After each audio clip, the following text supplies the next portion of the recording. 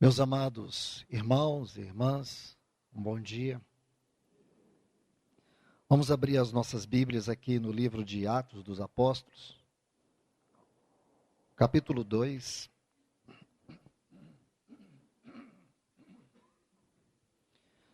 Vamos ler a partir do versículo 42 até o 47. Atos dos Apóstolos, capítulo 2, versículos 42 a 47.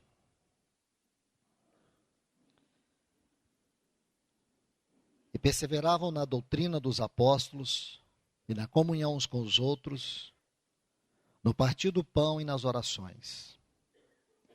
Em cada alma sobreveio temor, e muitos prodígios e sinais eram feitos por meio dos apóstolos. Todos os que criam estavam juntos, tinham em comum todas as coisas. Vendiam suas propriedades e seus bens e os repartiam com todos, segundo a necessidade de cada um. E perseverando unânimes todos os dias no templo, partindo pão pelas casas, comiam juntos com alegria e singeleza de coração, louvando a Deus e tendo a simpatia de todo o povo. E todos os dias o Senhor acrescentava à igreja aqueles que iam sendo salvos. Vamos orar. Amado Deus e Pai, mais uma vez nos reunimos debaixo do Teu santo nome. Pedimos que o Teu Espírito Santo tenha liberdade de comunicar a nós a Tua palavra e que Ele nos habilite para recebê-la. Que esta palavra venha ser vida em cada um de nós. Que ela cumpra aquilo que o Senhor determinou para a edificação da Tua igreja, na cooperação com os demais santos que têm ministrado aqui a Tua palavra. Nós te pedimos encarecidamente no nome do Teu Filho Jesus. Ajuda-nos, abençoe-nos, em nome do Teu Filho Jesus, amém. Meus amados, o encargo que a mim foi confiado nessas duas sessões está sobre o tema A Mordomia da Igreja, baseado no livro de Atos dos Apóstolos. Como já temos visto, a definição dessa palavra mordomia tem a ver com a administração da casa. E mais uma vez, nessa cooperação juntamente com os demais irmãos, creio que é de profundo significado espiritual nós meditarmos neste livro sobre este assunto tão contundente, especialmente neste tempo que nós vivemos, reconhecendo nossas carências, necessidades, em perceber o quanto a igreja do Senhor, ela tem ao longo desses séculos afastado desta realidade que nós encontramos no livro de Atos.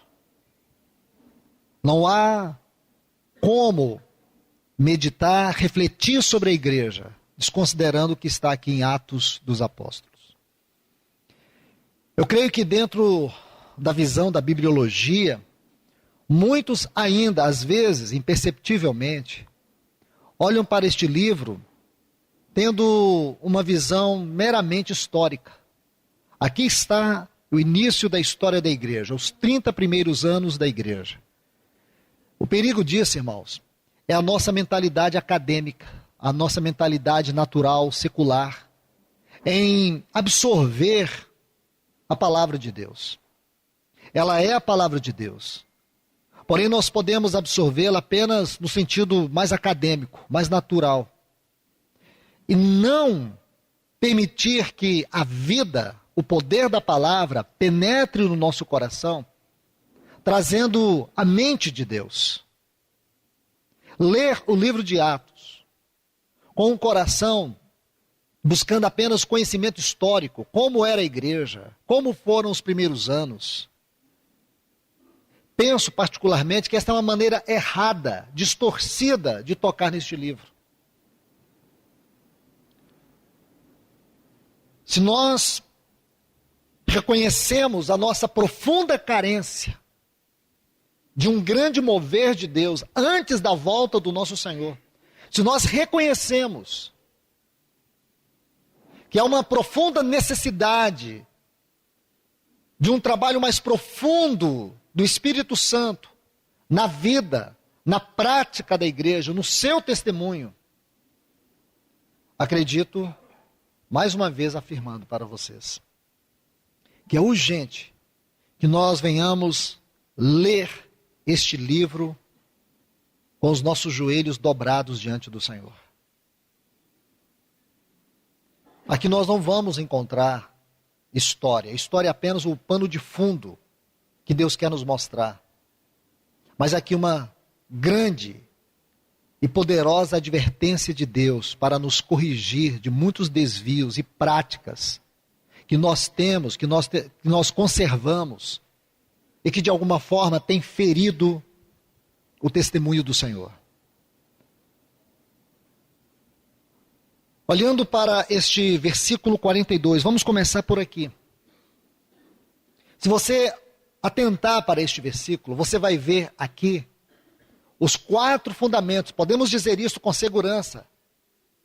Não é nenhum chavão de retórica.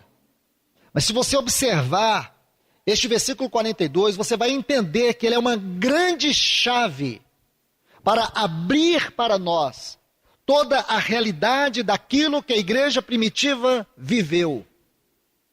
Diz que eles perseveravam na doutrina dos apóstolos, na comunhão, no partir do pão e nas orações. Se você observar estes 4 fundamentos, aqui você vai se deter por todo o livro, porque eles são os 4 fundamentos da vida prática da igreja de Atos dos Apóstolos. Uma pergunta importante: o que era na vida e na prática a igreja em Atos dos Apóstolos? Creio que não deve ser diferente do que nós devemos ser hoje. A igreja em Atos dos Apóstolos era a continuidade do ministério de Cristo. Meus irmãos, permita-me citar isso mais uma vez, repetir. A igreja em Atos dos Apóstolos era a continuidade do ministério de Cristo. Será que nós temos sido a continuidade do ministério de Cristo? Será que verdadeiramente nós temos dado continuidade nesta obra? Existem muitas formas de você estudar esse livro. Você pode estudá-lo expositivamente. Você pode estudá-lo de forma temática. Você pode estudá-lo tomando estes 4 fundamentos e percorrendo o livro de Atos.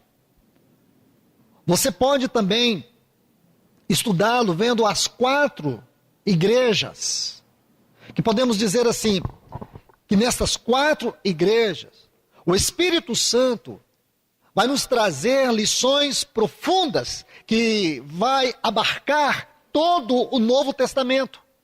A igreja em Jerusalém, a igreja em Antioquia, a igreja em Corinto e a igreja em Éfeso. Os capítulos, para resumir, apenas fazendo uma síntese, os capítulos 1 até o 6. Depois, você vai ver primeiro aqui a igreja de Jerusalém. Depois, capítulo 11 até o 13, você vai ver a igreja em Antioquia. No capítulo 18, você vai ver a igreja em Corinto e no capítulo 19, a igreja em Éfeso. Se você estudar estes capítulos, estas 4 igrejas, seja cuidadoso com as frases, com os detalhes. Você vai perceber que o Espírito Santo, cuidadosamente, ele vai colocar algumas frases importantes e que você precisa sublinhar e colocá-las em ordem. E aí você vai ver todo o livro de Atos. Como era a igreja em Atos? Permita-me passar, mesmo que rapidamente, sobre isso. Quando você estuda o capítulo 1 a 6, você pode adicionar o 7, o 8, que é o envio daqueles apóstolos para Samaria, mas deixe-me sintetizar isso até o capítulo 6. Você vai ver a ênfase na frase, estavam juntos. Estavam juntos. Você vai ver aqui, especialmente nos versículos 43 até o 47, como era a vida da igreja em Jerusalém. Como era aquela igreja? Aqui diz que havia temor. Muitos prodígios e sinais eram realizados por meio dos apóstolos. Todos os que criam estavam juntos. Perseveravam unânimes, de casa em casa. Eles cuidavam uns dos outros. Havia um profundo temor em toda a Assembleia em Jerusalém. Diz mais, eles partiam o pão, comiam juntos, louvando a Deus, uma adoração cristocêntrica, uma adoração quanto aos atributos de Deus. E diz mais, e todos os dias o Senhor acrescentava à igreja aqueles que iam sendo salvos. Aqui nós temos um resumo. E você pode adicionar outros. Você pode adicionar o capítulo 4, naquela oração corporativa da igreja, tendo em vista o ministério da palavra, quando a igreja começa a sofrer oposição das autoridades. Quando Pedro e João pregam com tanta ousadia, que aqueles principais sacerdotes, aquelas autoridades religiosas, perceberam que eles haviam andado com Jesus. Tão evidente era o testemunho de Jesus na vida de Pedro e João, homens que por eles foram chamados de iletrados. Este era o testemunho da igreja em Jerusalém. O capítulo 11 a 13 vai nos falar do testemunho da igreja em Antioquia. E aqui eu quero destacar pouquíssimas frases. Uma delas, que quando os irmãos em Jerusalém perceberam o que o Senhor estava fazendo em Antioquia, enviaram Barnabé. Aí diz que quando Barnabé chega em Antioquia, ele percebeu a graça do Senhor na Assembleia. A igreja de Antioquia era uma igreja que tinha uma graça visível. A graça do Senhor na igreja em Antioquia. Se você adianta até o capítulo 13, os versículos 1 e 2, vai nos dar uma visão do serviço dos anciãos, dos profetas e dos mestres. Diz que eles serviam ao Senhor. O serviço dos anciãos era ao Senhor. O ministério deles era ao Senhor. Meus irmãos, eu creio que até aqui nós já pudemos ver vários detalhes, vários pontos, que eu não estou expondo. Estou apenas citando. Não estamos fazendo nenhuma exposição. Citando. Para que isso sirva de encorajamento, para que todos nós possamos, após essa conferência, aos pés do Senhor, estudar estas igrejas e buscar entender quais são as nossas carências, porque aqui nós temos o caminho. Se nós queremos errar, é conscientemente. Se nós queremos inventar uma igreja, é por nossa conta e risco. Se nós queremos seguir os nossos próprios caminhos, é porque de fato temos abandonado o propósito de Deus. É porque nós estamos adicionando alguma coisa nossa própria carne.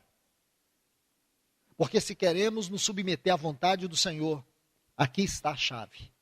Refletir sobre a igreja, com o coração rendido e quebrantado, nos esvaziar de fórmulas, de dogmas, de tantas coisas que têm entulhado a obra de Deus nesses últimos anos, ou nesses últimos séculos, e que tem atrapalhado o mover do Espírito.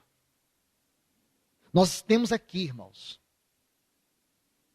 um profundo toque do Espírito Santo, um chamamento forte do Espírito Santo, para nós voltarmos à prática da igreja, aquela que o Senhor Jesus disse, eu edificarei. aquela que é Ele mesmo que está edificando. Ele não vai edificá-la fora desses princípios. Nós podemos ficar com reuniões, com os nossos programas, com as nossas formas de estudo, com os nossos grupos de estudo, e nunca tocar a realidade mais elevada do chamamento da igreja nesse tempo. Então você vê aqui, em Atos dos Apóstolos, capítulo 11 até o 13, citando apenas esses 2 pontos. No capítulo 18, nós temos a igreja em Corinto.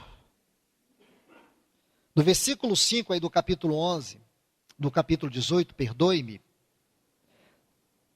diz que Paulo estava entregue inteiramente à palavra. Esse é um dos detalhes de tantos outros que poderíamos citar, mas apenas este, porque quero passar de maneira bem panorâmica sobre estas 4 igrejas, mas que sirva de encorajamento para todos vocês. E depois no versículo 11 diz que 1 ano e 6 meses aproximadamente, ele esteve ensinando a palavra de Deus. Você vê o grande enfoque que é o ministério da palavra. Grande enfoque ao ministério da palavra. Nós não estamos falando dessas igrejas de maneira particular. Vendo a mordomia da igreja no livro de Atos, nós temos que olhar a igreja. Nós temos que olhar, atentar para esses pontos, vendo a nossa carência, a nossa necessidade. Vendo os nossos desvios. Vendo os limites, até onde nós temos ido fora da direção do Senhor, fora do propósito do Senhor. Então aqui você vê, nesses 2 textos, o versículo 5 e o versículo 11, a ênfase no ministério da palavra. 1 ano e 6 meses ministrando a palavra. E como nós carecemos, irmãos, de uma grandiosa restauração do ministério da palavra em nossas assembleias. Não apenas a palavra que visa entretenimento, conhecimento, mas a palavra que expresse vida, poder, mudança, transformação, formação do caráter espiritual de Cristo em nossa vida. Uma palavra que governe, uma palavra que é vara para corrigir e cajado para conduzir.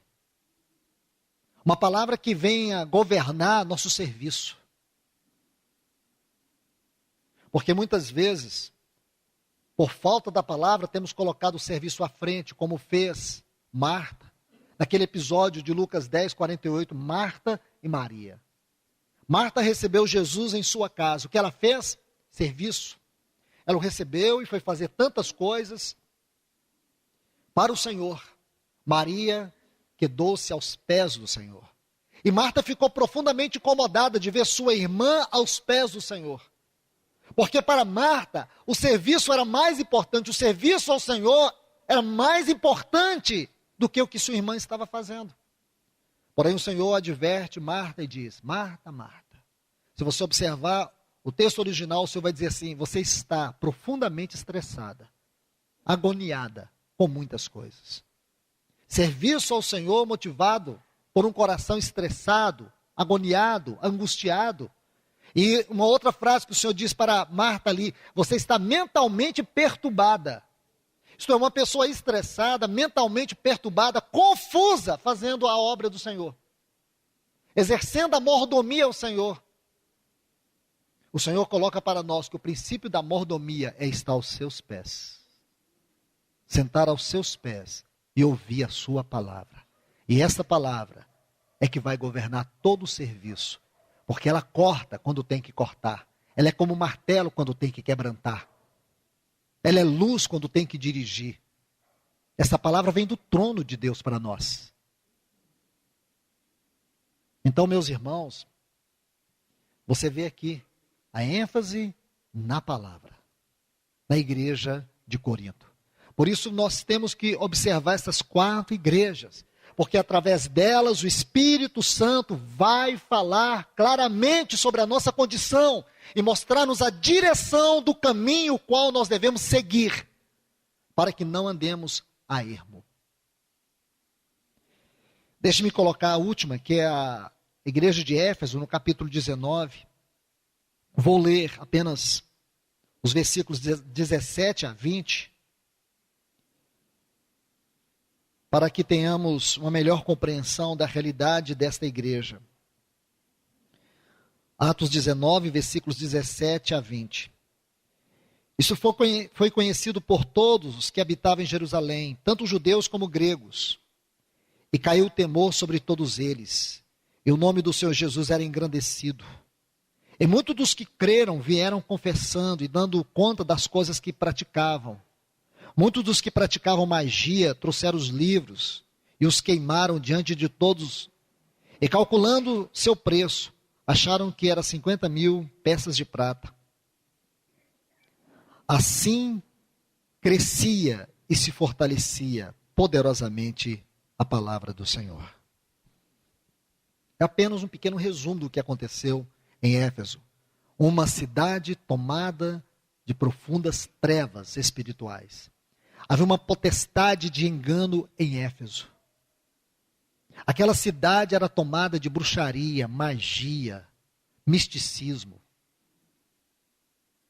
As pessoas, de maneira geral ali, estavam tendo suas vidas governadas por todo tipo de engano, de mentira. Mas um dia, irmãos, o testemunho da igreja do Senhor Jesus, por meio dos apóstolos, chegou até aquela cidade.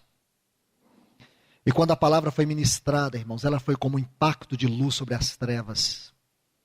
Aquele engano foi sendo dissipado. Aqueles feiticeiros foram sendo confrontados. Até o próprio Satanás passa a dar testemunho do ministério de Deus sobre a vida dos apóstolos. Sobre o Senhor Jesus. Satanás não prevaleceu sobre a obra de Deus em Éfeso naqueles dias. Por quê? Porque o testemunho do Senhor, por meio dos seus apóstolos, chegou até aquela cidade. Irmãos, agora olhando para nós e aplicando tudo isso, como somos confrontados, irmãos.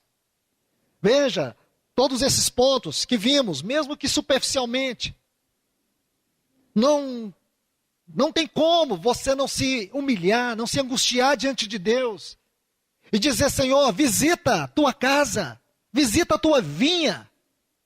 Nós não podemos ser igreja só na aparência. Nós precisamos ter uma realidade celestial na terra, como a casa de Deus, como o povo de Deus, como o testemunho de Deus, como a noiva de Cristo, como o grande soldado de Efésios 6. Nós precisamos, irmãos, viver isso em realidade e não em teoria.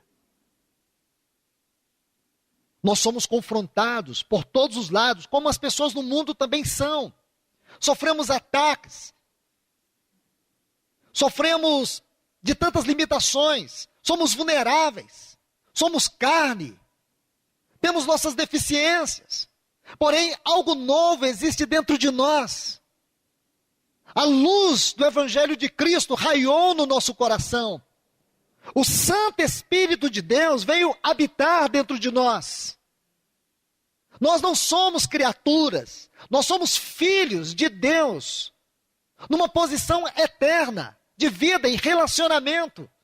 Somos a sua casa nessa terra. Somos o lugar onde os céus e a terra se encontram, mas isso não pode ficar só em palavras.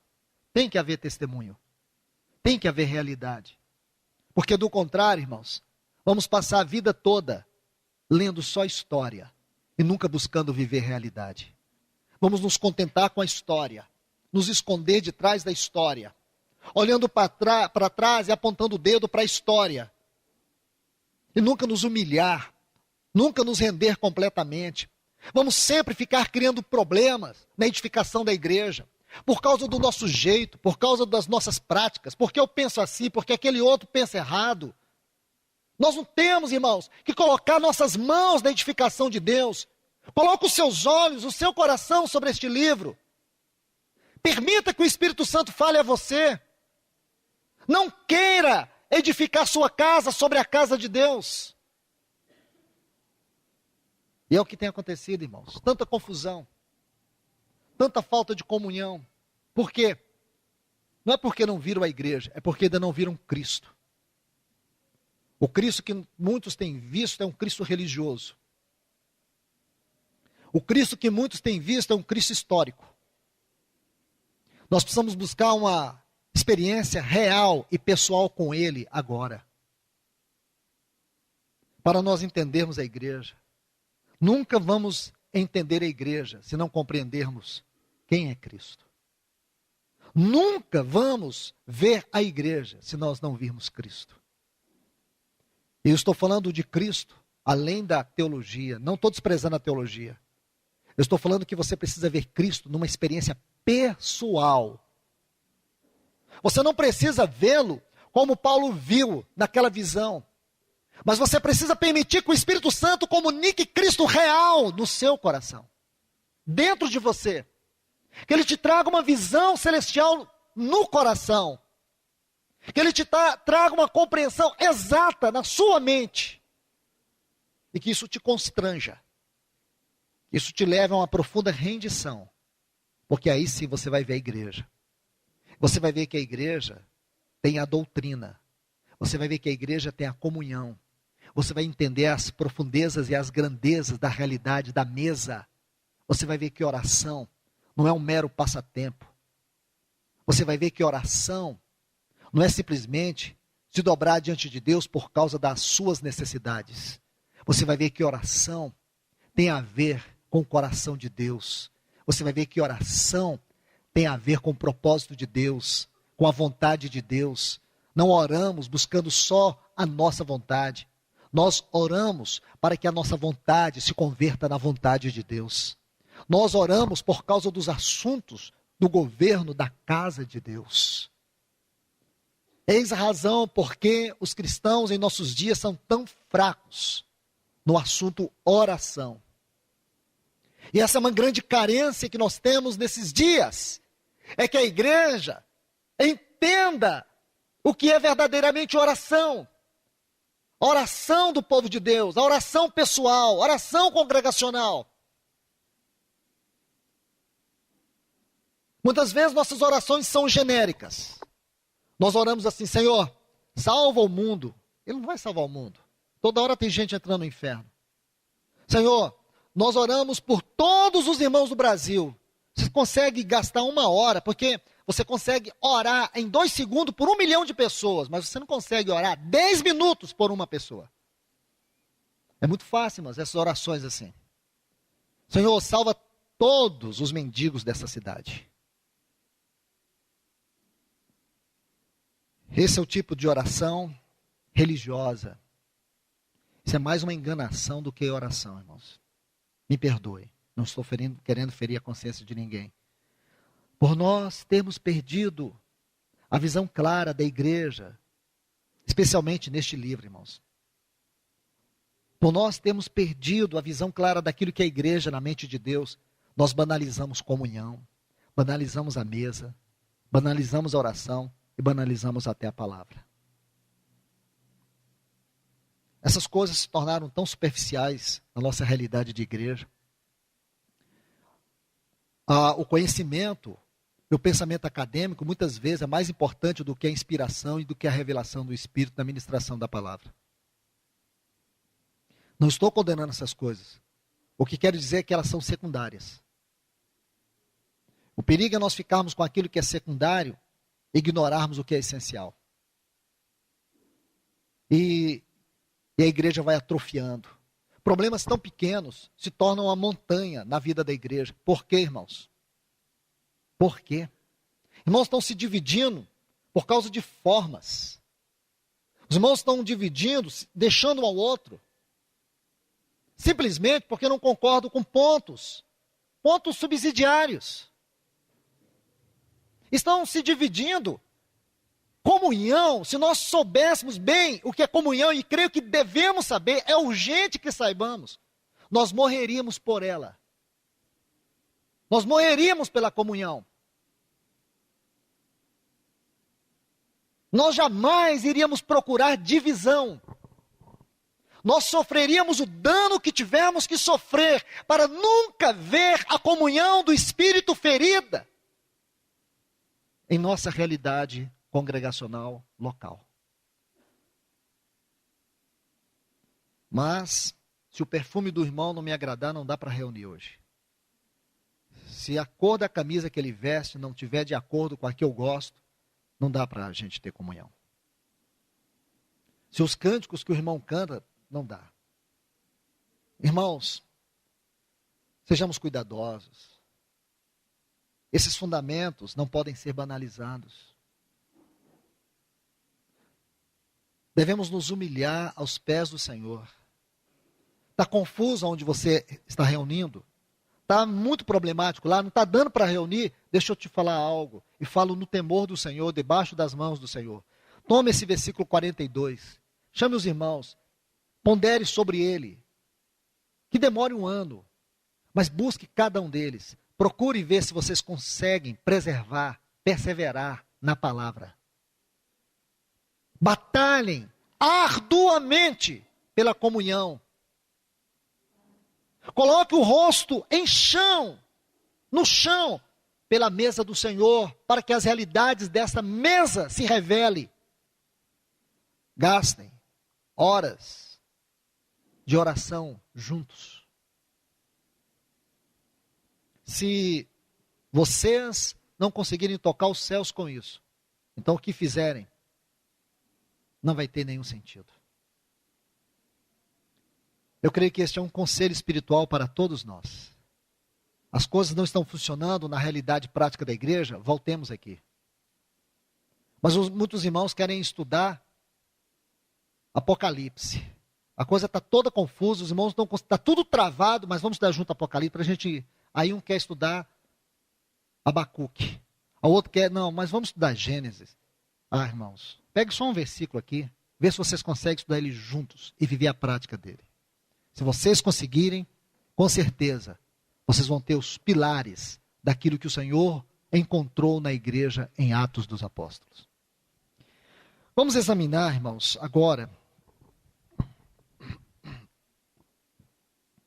esse versículo 42, para voltarmos a uma frase que eu citei no início. A igreja é a continuidade do ministério de Cristo. Minha sugestão é que nós não venhamos fugir desta frase por algum momento.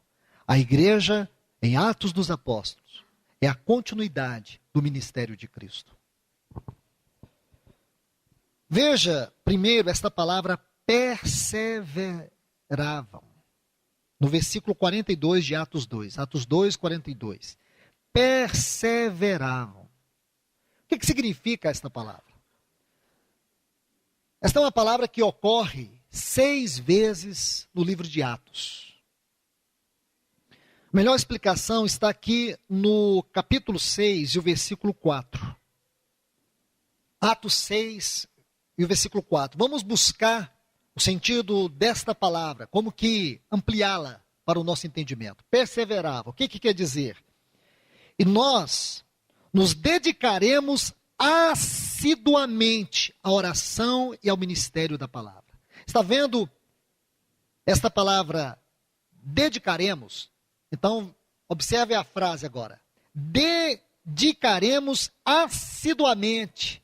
Então, observe, irmãos, que luz nós encontramos aqui nessa frase para entender a palavra perseveravam. Dedicação assídua. Eles tinham uma dedicação assídua à doutrina. O que quer dizer isso, irmãos? O que quer dizer a doutrina? Hoje nós conhecemos muitas definições de doutrina. Irmãos, com todo respeito, e não quero aqui ser irônico, mas eu chamo a atenção de vocês a observar de maneira restrita ao ministério de Cristo, ao ministério da igreja em Atos, este assunto doutrina. O que é realmente a doutrina. O que foi para eles esta doutrina, que eles denominaram aqui doutrina dos apóstolos? Será que foi alguma coisa que os apóstolos introduziram na igreja? Com certeza não. Para nós entendermos o que significa doutrina, nós temos que olhar o ministério de Cristo, porque se a igreja em Atos é a continuidade do ministério de Cristo, então essa palavra doutrina tem que estar intimamente ligada ao ministério de Cristo. Se você buscar a palavra doutrina nos 4 evangelhos, você vai ver que ela ocorre 12 vezes. Porém, algumas dessas ocorrências vão chamar nossa atenção. Permita-me, como que desenhar um quadro para vocês aqui, com alguns textos, para a gente poder extrair uma linda imagem sobre esse assunto doutrina no ministério de Cristo, vendo sua realidade na igreja de Atos e aplicando a nossa vida. Primeiro texto está aqui em Mateus capítulo 7. Deixe-me ler esses textos para vocês. E assim nós iremos extrair a aplicação deste ensino. Mateus, Evangelho de Mateus, capítulo 7. Nosso Senhor está concluindo a exposição sobre aquilo que nós conhecemos como o Sermão do Monte. Depois de fazer toda esta grandiosa exposição, no capítulo 7, o versículo 28, conclui-se assim: quando Jesus terminou essas palavras, as pessoas recolhiam-se atônitas de sua doutrina. Talvez na sua versão está assim: maravilhavam-se de sua doutrina. Está vendo aí? Recolhiam-se atônitas ou maravilhadas. Sabe o que significa essa palavra maravilhadas? Nós podemos aqui, distraidamente, ler esta frase e pensar que as pessoas ficavam como que eufóricas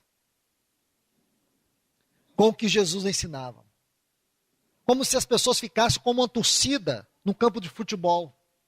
Essa palavra não aponta para isso.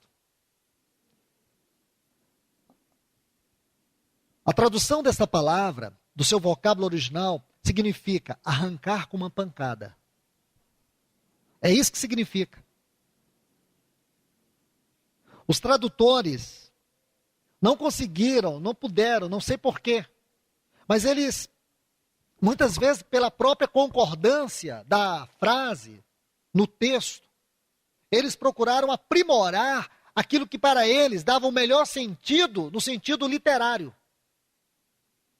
E eles não fizeram esse exame, como algumas versões, outras têm, por exemplo, a que eu estou usando, Reina Valera, coloca a palavra atônitos, que é diferente de maravilhavam-se.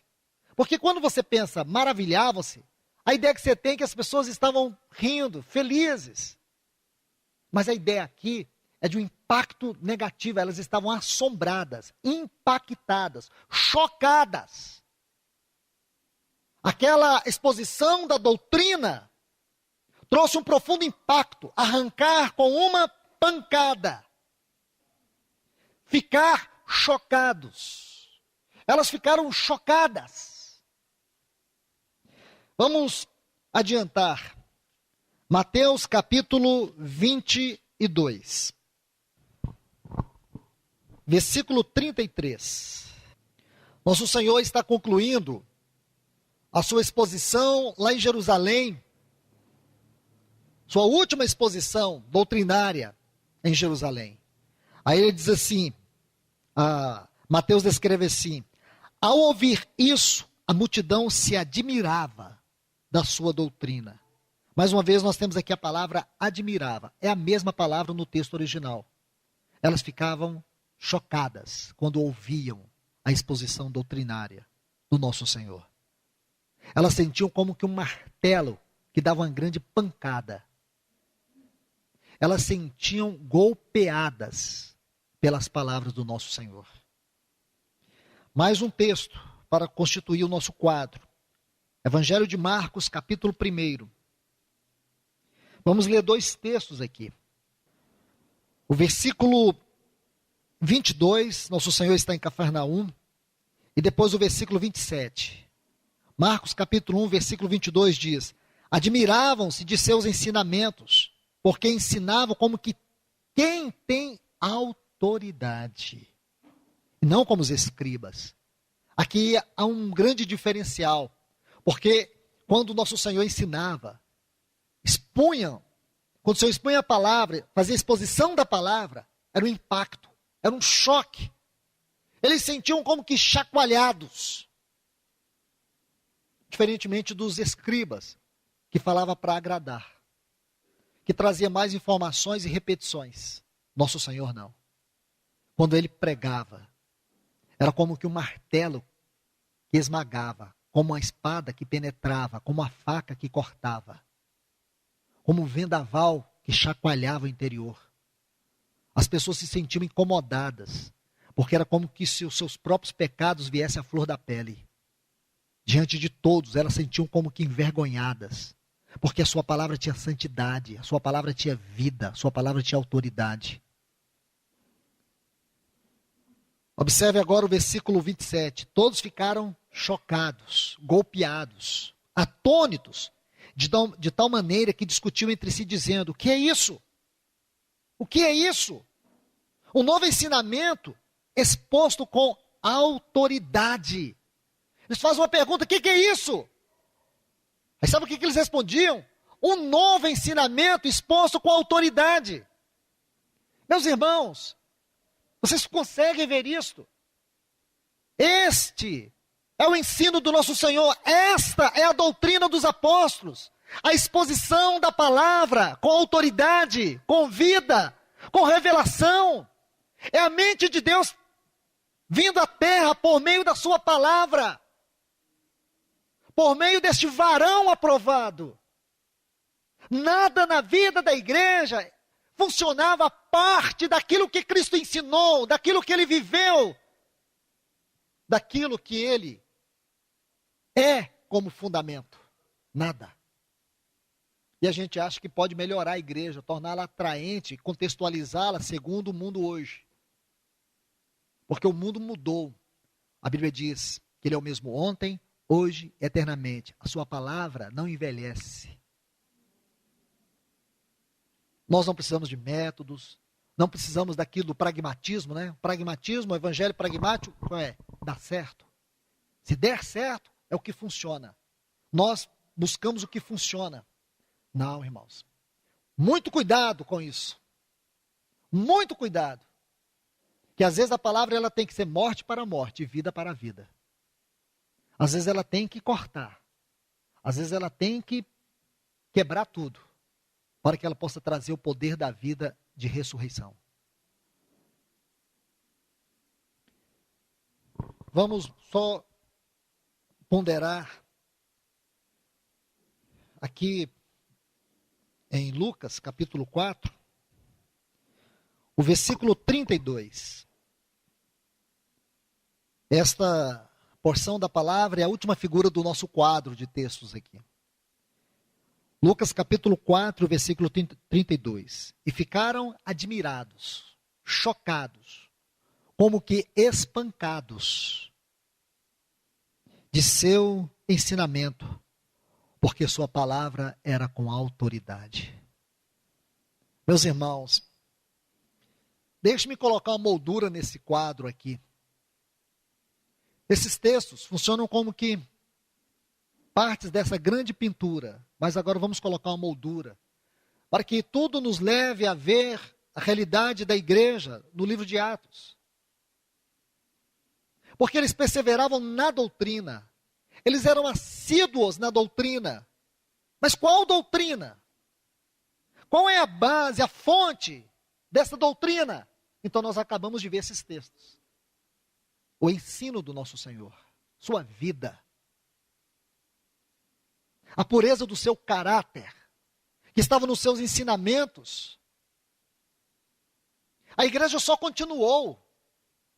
Irmãos, o Espírito Santo está nos chamando a voltar a essa doutrina. Nós não precisamos de novas práticas, de uma nova revelação. Nós temos que fazer o que Isaac fez quando ele herdou tudo do seu pai Abraão. Os poços estavam entulhados. O que Isaac fez? Ele não cavou nenhum poço. Sabe o que ele fez? Ele desentulhou os poços. Nós precisamos desentulhar, porque nós temos permitido muitas coisas vir nesta edificação. Tem muita coisa de homem, muito da mão do homem. Nós precisamos tirar tudo isso e voltar à simplicidade da realidade da vida doutrinária da igreja de Atos. Aí com certeza, irmão, nós vamos ter comunhão. Nós vamos ter a realidade da mesa. Nós vamos saber o que é oração. Nós vamos compreender esta casa como lugar onde os céus e a terra se encontram. Nós vamos entender que comunhão é muito mais do que amizade. É muito mais do que preferência. Comunhão é a realidade da vida do Deus triuno se manifestando nesses muitos membros do corpo de Cristo.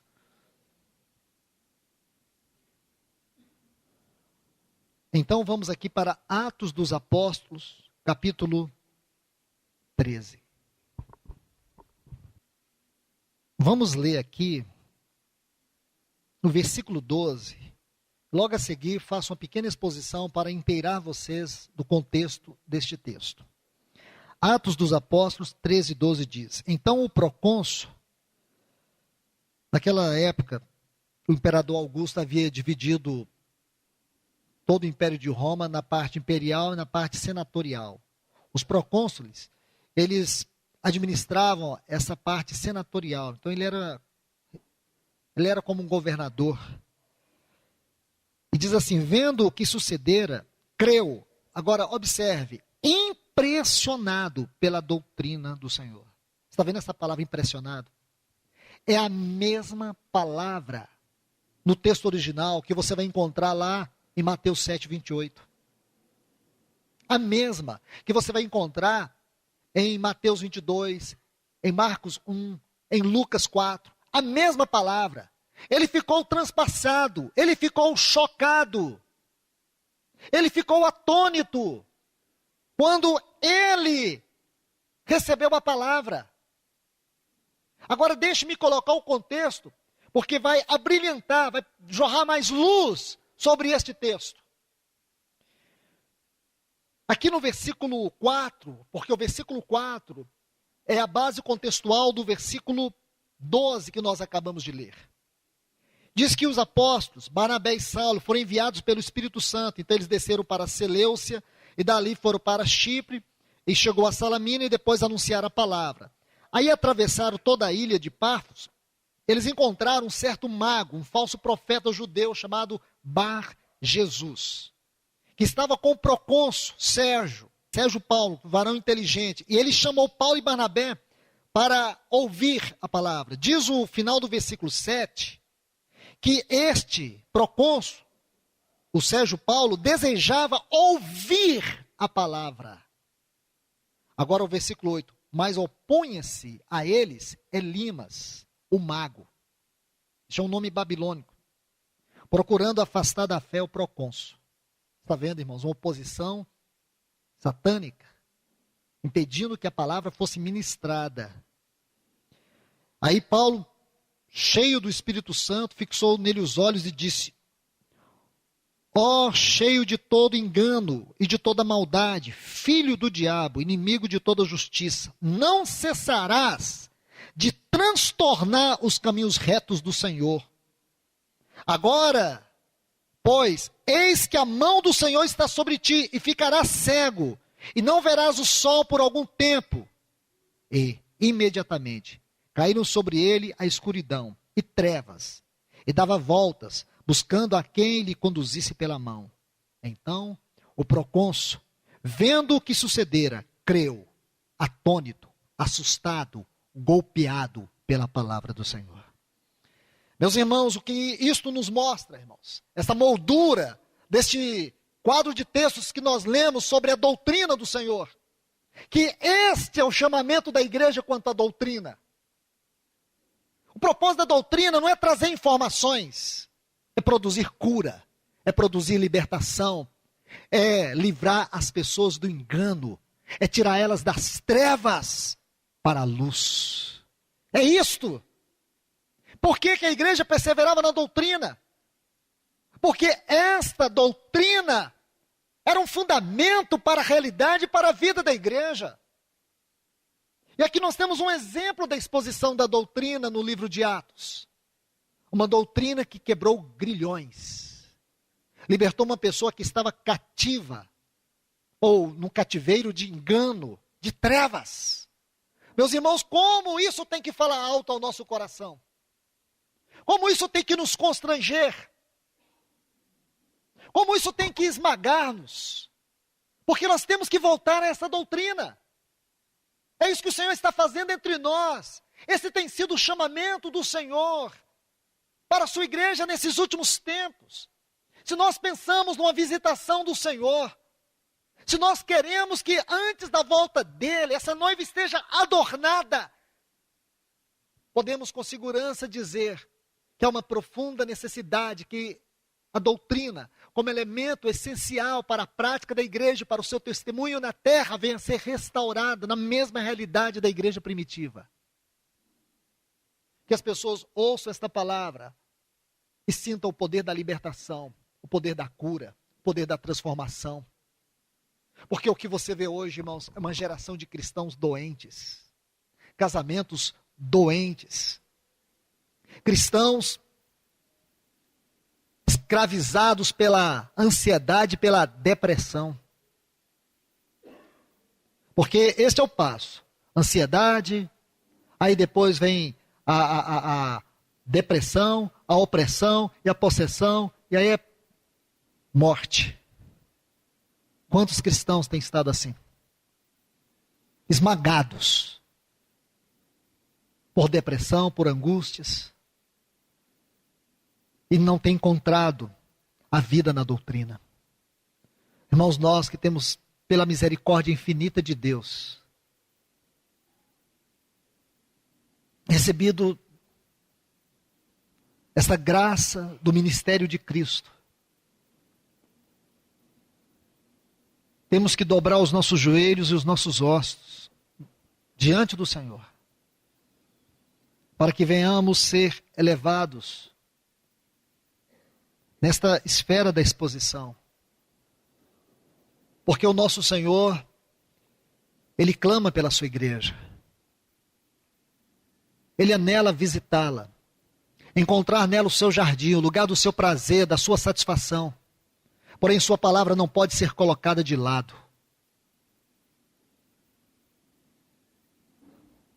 Os irmãos precisam ter um profundo relacionamento com a palavra em sua vida diária, em todas as áreas, em cada circunstância,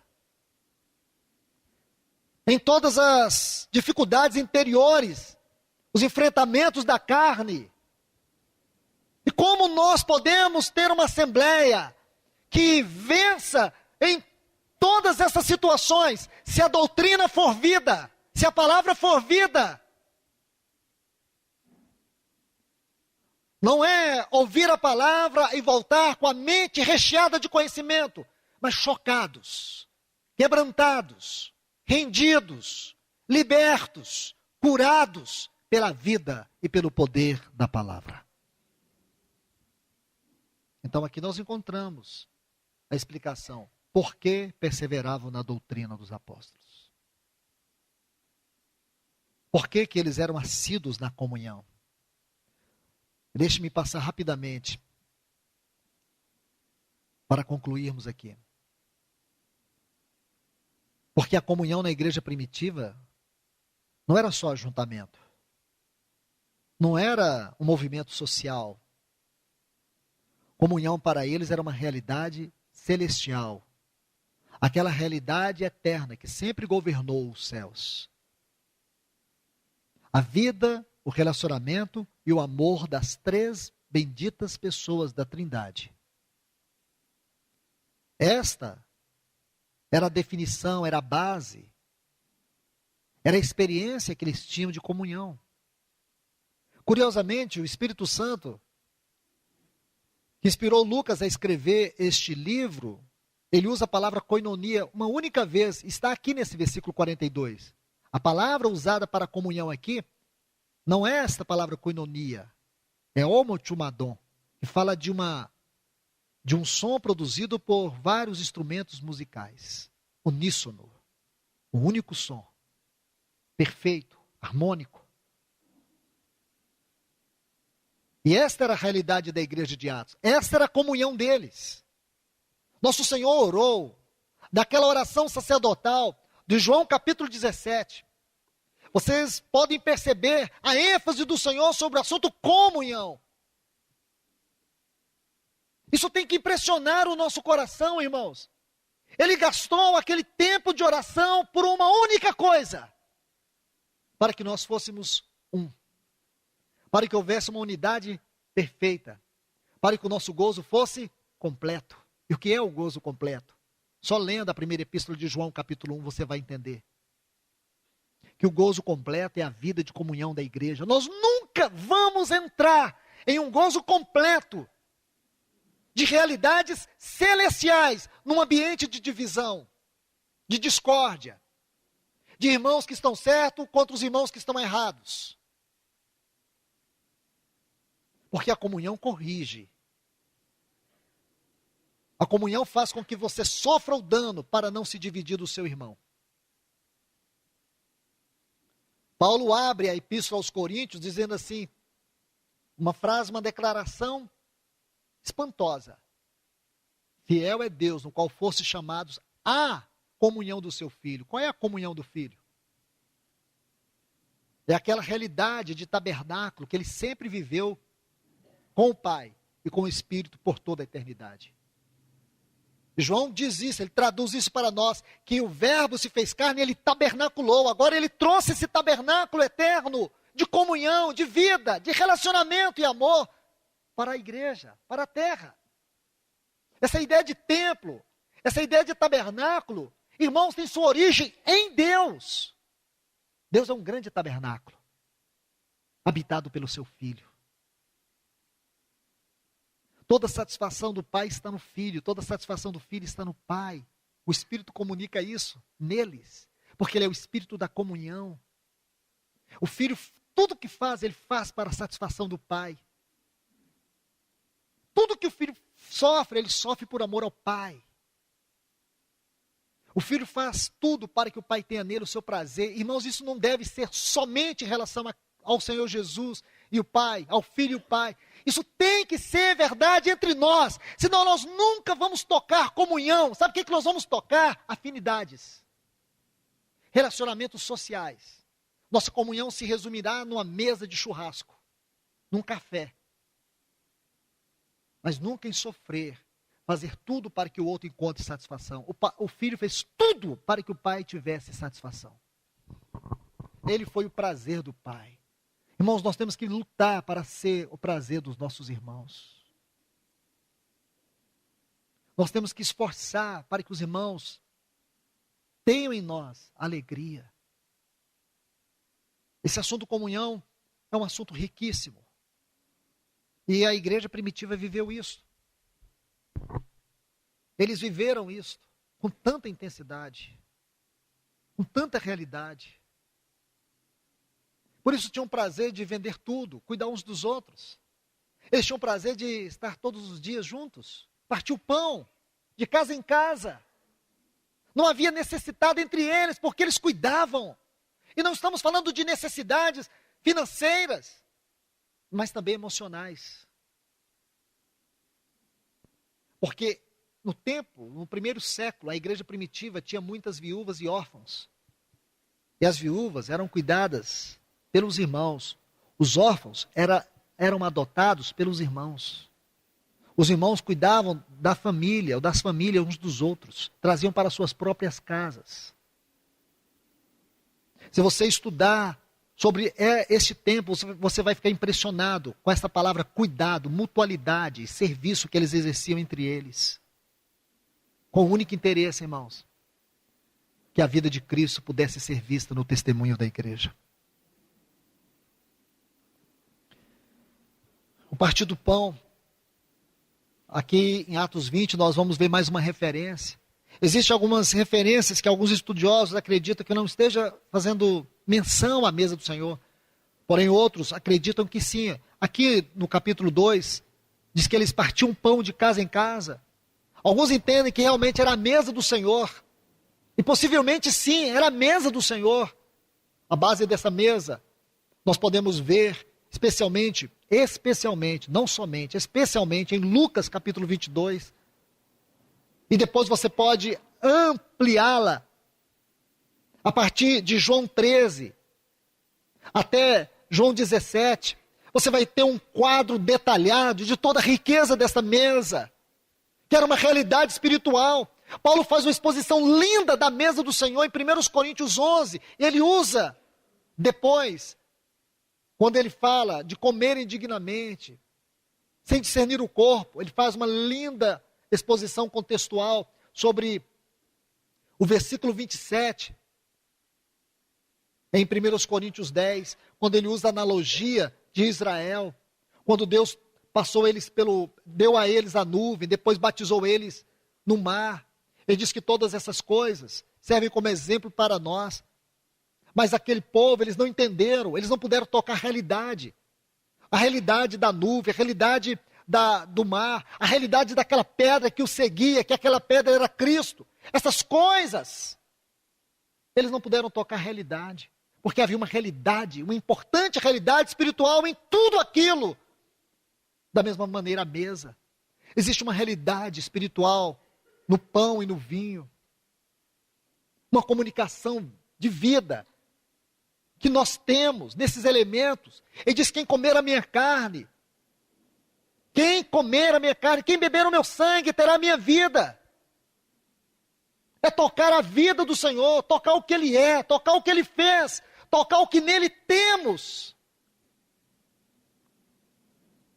Então essa é a mesa do Senhor. Eles perseveravam. E como também falei das orações,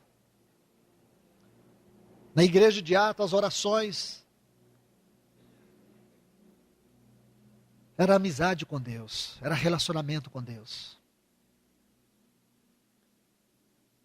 Você vê que quando aquela igreja orava, as cadeias tremiam. Quando eles intercediam, a resposta de Deus vinha de maneira tão poderosa, porque aquela igreja, ela viveu as esferas mais altas do seu chamamento. Então, meus irmãos, concluindo, eu encorajo todos vocês a não ficar na esfera da história.